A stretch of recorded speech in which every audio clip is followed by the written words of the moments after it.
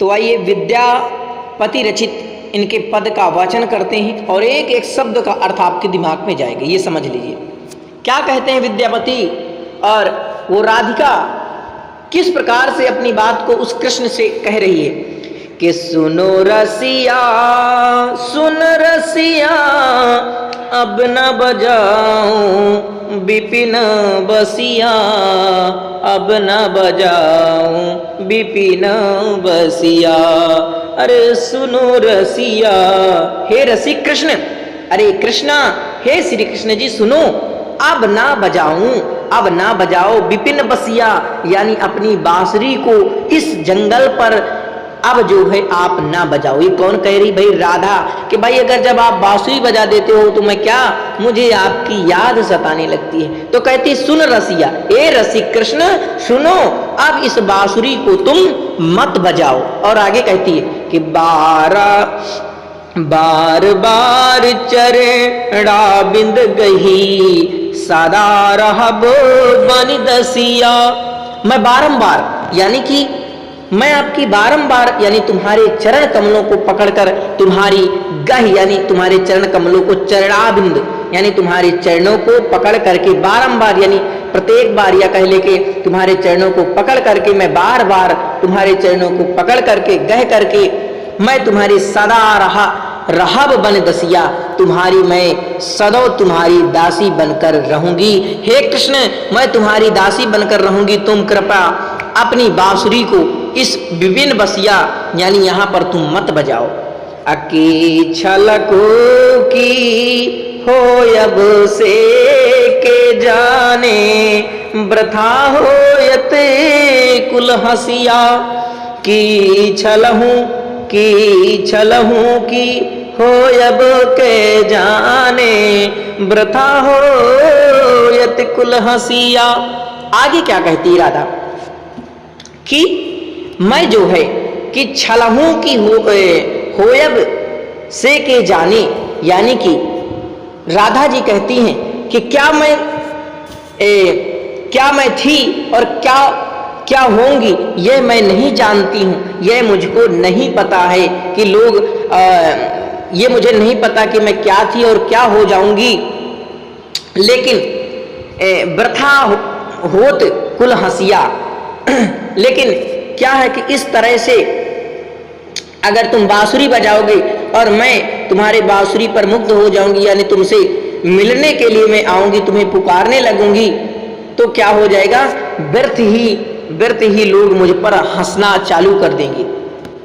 यानी कि जब जब वो कृष्ण जी बांसुरी को बजाते हैं तब तब राधा जी का नाम लेते हैं। तो इसलिए कहती है कि छलहूं की होयब के जाने, वृथा होत कुल हंसिया, यानी वृथा ही कुल की जो है हंसाई होगी, वृथा ही लोग हंसते हैं तुम जब जब बांसुरी बजाते हो। और भाई एकांत जगह पर, वो जंगल पर बांसुरी, यानी सार्वजनिक कह ले, एक बिल्कुल एकांत जगह पर जब तुम बांसुरी बजाते हो और मेरे नाम को पुकारते हो, तो व्यर्थ ही मेरे जो है कुल की हंसी उड़ जाएगी। भाई देखो, लड़कियां यही चाहती हैं कि अगर कोई लड़का उनकी कुल की हंसी उड़ाएगा तो कौन चाहेगा, बताओ।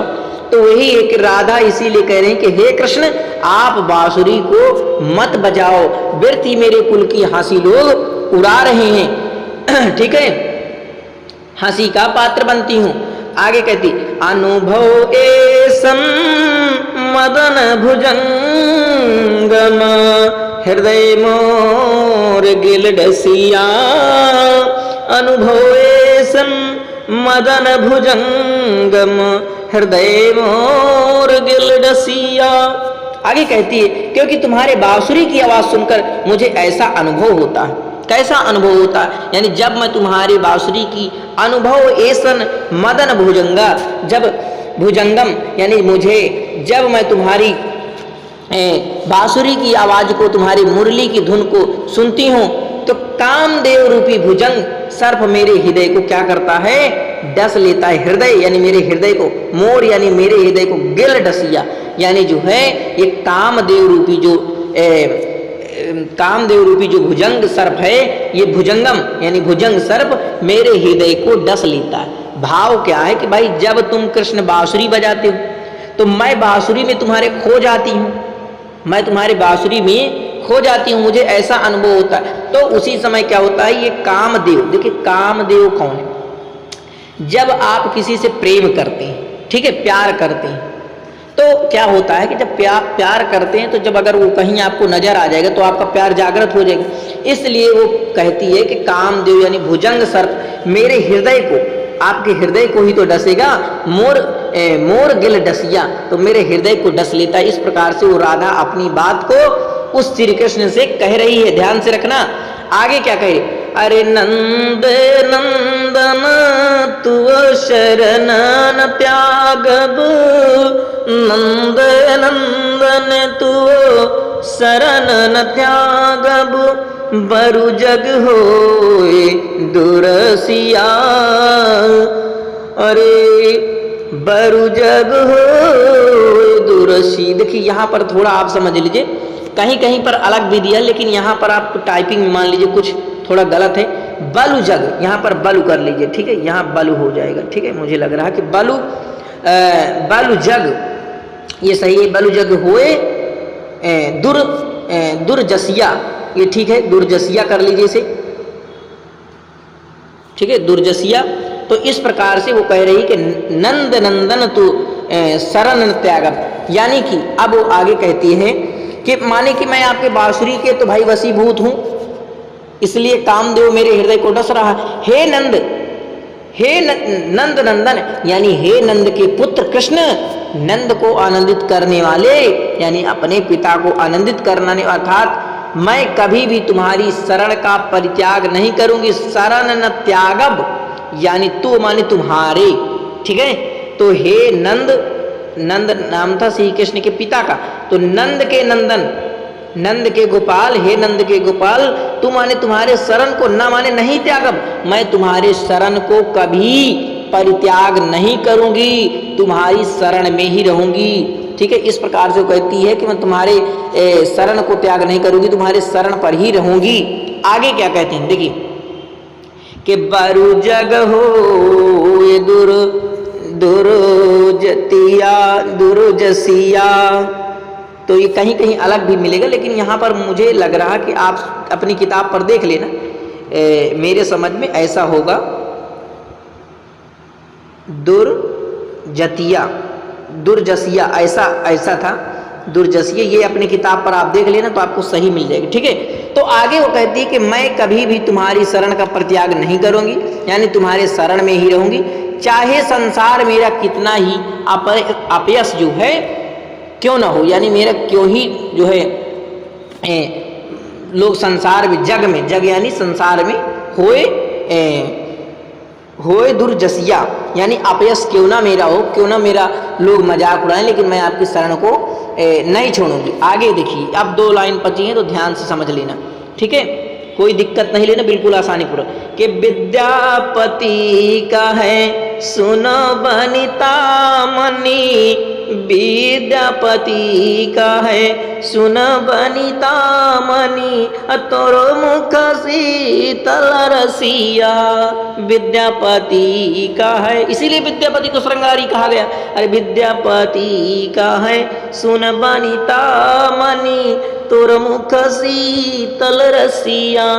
तो अब ये क्या कह रही, देखिए अब आपका एक लाइन बचा है, बिल्कुल ध्यानपूर्वक समझ लीजिए।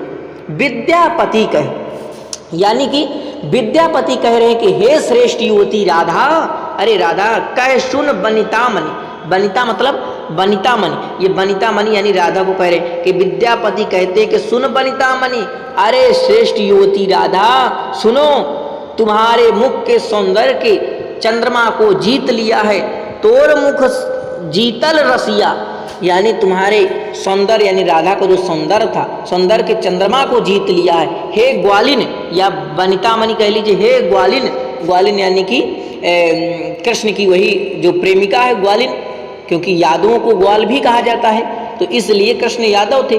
तो हे ग्वालिन, कृष्ण तुम्हारा नाम लेकर पुकार रहे हैं। क्या कर रहे हैं? कृष्ण जो है तुम्हारा, ग्वालिन का यानी तुम्हारी राधा तुम्हारा नाम लेकर पुकार रहे हैं। उसी प्रकार देखिए, अब उसी प्रकार से वो पुकार रहे हैं, तुम भी हृदय से मतलब उन कृष्ण को ध्यान में उनका भजन करो, उनका जो है मनन करो। जिस प्रकार से विद्यापति कहे सुन बनिता मणि, विद्यापति कहते हैं ए राधिका, ए ग्वालिन सुनो, तोर मुख शीतल रसिया, यानी जो तुम्हारा सौंदर्य चंद्रमा के समान है हे ग्वालिन, तो वो जो है कृष्ण भी तुम्हारा नाम लेकर पुकार रहे हैं, और उसी प्रकार तुम भी हृदय से उल्लासित होकर के, अब भाई अगर तुम्हारा नाम ले रहे हैं तो तुम भी उल्लासित हो और उस कृष्ण का भजन करो, कीर्तन करो।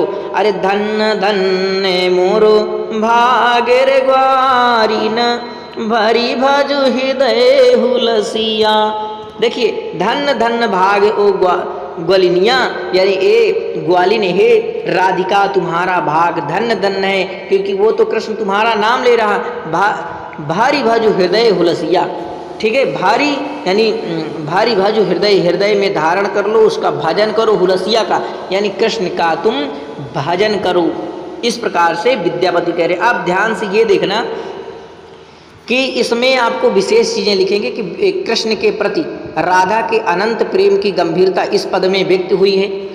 और आप देखेंगे कि राधा कह रही कि भाई मेरे कुल का हंसी का पात्र न बनूं, इस बनना नहीं चाहती है वो, इसलिए कृष्ण की शरण में ही वो रहना चाहती है, चाहे संसार में कितना ही उसे अपयश क्यों ना हो। तो इस प्रकार से आप विशेष में लिख सकती हैं, ठीक है, इस प्रकार से। चलिए, तो बहुत बहुत धन्यवाद, और अपने मित्रों तक जरूर इस वीडियो को शेयर करना। जो भी आपका हिंदी में जो भी आपको दिक्कत हो तो आप कमेंट करके बताइए, जहाँ चीज़ समझ में नहीं आ रहा वो चीज़ हम आपको वीडियो डाल देंगे। नमः संस्कृत। बहुत बहुत धन्यवाद आप सभी का।